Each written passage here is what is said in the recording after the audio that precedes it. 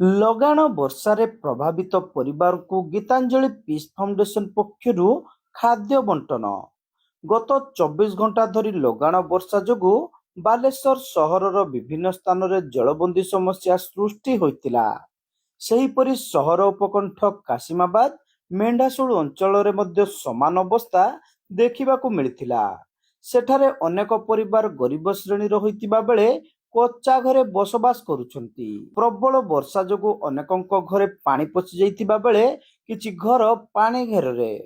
ଯେଉଁମାନଙ୍କର ଘର ଭାଙ୍ଗି ଯାଇଛି ସେମାନଙ୍କ ପରିବାର ରାସ୍ତା କଡ଼ରେ ଏବଂ ସୁରକ୍ଷିତ ସ୍ଥାନରେ ଆଶ୍ରୟ ନେଇଛନ୍ତି। ଘର ଭିତର ସହିତ ରନ୍ଧା ଚୁଲିରେ ବର୍ଷା ପାଣି ପଶି ଯାଇଥିବାରୁ ଖାଦ୍ୟ ରାନ୍ଧିବା ମଧ୍ୟ ସମ୍ଭବ ହୋଇପାରିନଥିଲା। ଗୀତାଞ୍ଜଳି ପିସ୍ ଫାଉଣ୍ଡେସନର ଚେୟାରମ୍ୟାନ୍ ଏସ୍ ଗୀତାଞ୍ଜଳି ଖବର ପାଇ ନିଜେ ପ୍ରଭାବିତ ଅଞ୍ଚଳକୁ ଯାଇ ପରିସ୍ଥିତିର ଅନୁଧ୍ୟାନ କରିଥିଲେ। ଲୋକଙ୍କ ଦୁଃଖ ଅସହାୟ ଅବସ୍ଥା ଦେଖି ସେ ତୁରନ୍ତ ରିଲିଫ ପ୍ରଦାନ କାର୍ଯ୍ୟ ଆରମ୍ଭ କରିଥିଲେ। ଫାଉଣ୍ଡେସନ ପକ୍ଷରୁ କାଶିମାବାଦ, ମେଣ୍ଢାଶୁଳ ତଥା ଆଖପାଖ ଅଞ୍ଚଳର ପ୍ରାୟ 400ରୁ 500 ଜଣ ପ୍ରଭାବିତ ଅସହାୟ ନିରାଶ୍ରୟ ଲୋକଙ୍କୁ ରୁଟି, ଡାଲମା ଓ ଖଟା ବଣ୍ଟନ କରିଥିଲେ।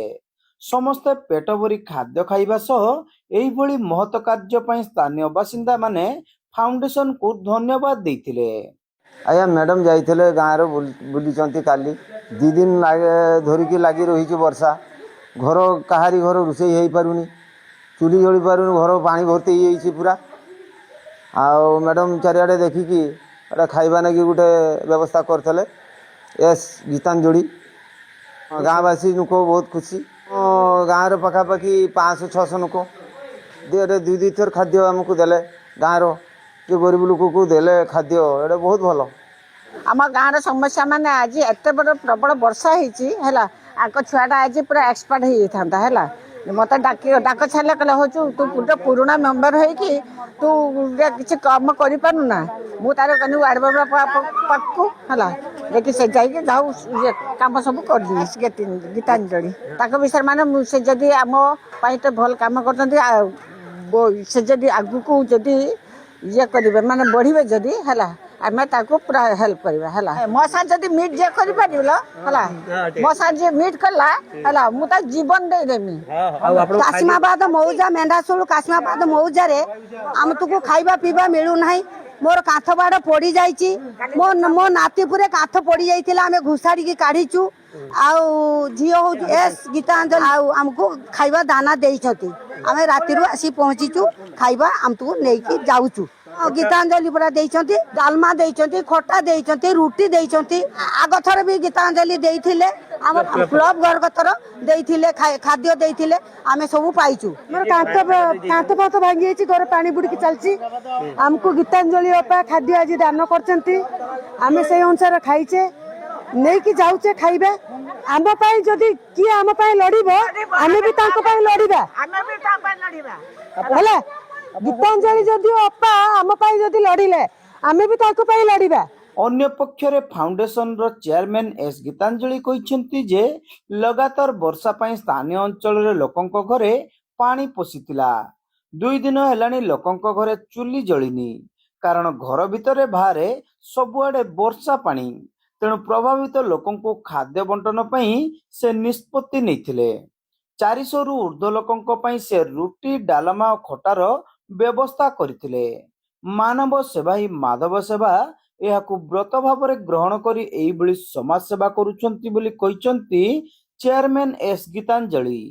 लगातार बारिश होने की वजह से कई परिवारों के घरों में पानी भर गया, जिसकी वजह से ना ही उन लोगों को खाना बनाने का बहुत मुश्किल हो गया था। आज मैंने सारा दिन वहाँ जाकर भी देखा तो पूरे उनके घरों भर में पानी घुस गया। इसलिए मैं इस समय में गीतांजलि पीस फाउंडेशन ज़रूरतमंदों के लिए भोजन सेवा का उन्हें देने के लिए प्रयास कर रही है। और कहते हैं कि देखिए, ज़रूरतमंद को सेवा देना, सेवा करना, उनको भोजन देना, कहते हैं कि मानव सेवा होता है, ईश्वर की सेवा होती है। तो मेरा ये मानना है कि ज़रूरतमंदों को खाना खिलाना भगवान की सेवा के समान है, कर्म ही प्रधान है और मानवता ही सेवा है। मैं इनको कहना चाहूँगी, देखिए ये लोग गरीब है, ज़रूरतमंद है, इनके घरों में जब पानी जाने की वजह से ये लोग खाना वाना पका नहीं पा रहे हैं। माने उन लोग अपने उसके घर में कुछ माने इस तरह हो गया है कि कोई देखने वाला भी नहीं है। उनके घर में छत भी गिर चुका है, बच्चों के ऊपर भी कुछ मैंने बोलते ईंट भी गिर चुकी है, मैंने वो भी देखा है। तो इन लोग अपने खाना बनाने के लिए बहुत मुश्किल है। हम लोग के तो पास तो गैस का साधन उपलब्ध है, लेकिन इन लोग के पास तो वो भी नहीं है। तो ये लोग जो भी बनाते हैं लकड़ी की चूल्हों के में। तो आज जैसा मुझे लगा कि थोड़ा सा हमारी तरफ से कुछ हेल्प मिले, तो वो हमारी गीतांजलि पीस फाउंडेशन की तरफ से मैंने जितना सक्षम मैं हुई हूँ उतना ही मैं उनकी मदद की हूँ। हाँ, आज আমি মিনিমাম 360 ଲୋକଙ୍କୁ আমি আজি ତାଠାରୁ ବେଶୀ ଅଛି, କିନ୍ତୁ ଆମେ 400 ଲୋକଙ୍କୁ ଖାଦ୍ୟଟା ନେଇକି ଆସିଥିଲୁ। କିନ୍ତୁ କଥାଟା କ'ଣ ହେଉଛି 400 ଲୋକ ଉପରେ ତ ଆସିକି ଏବେ ଖାଇଲେନି, କିନ୍ତୁ ହେଲେ ବି ବଞ୍ଚି ଯାଇଛି।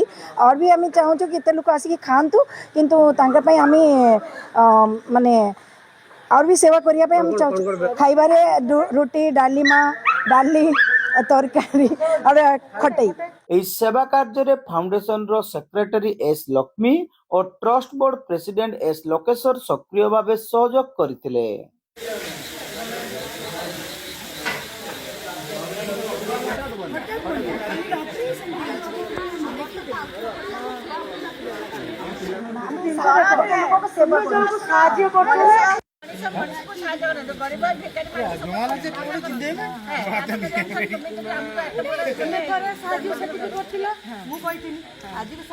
ସାହାଯ୍ୟ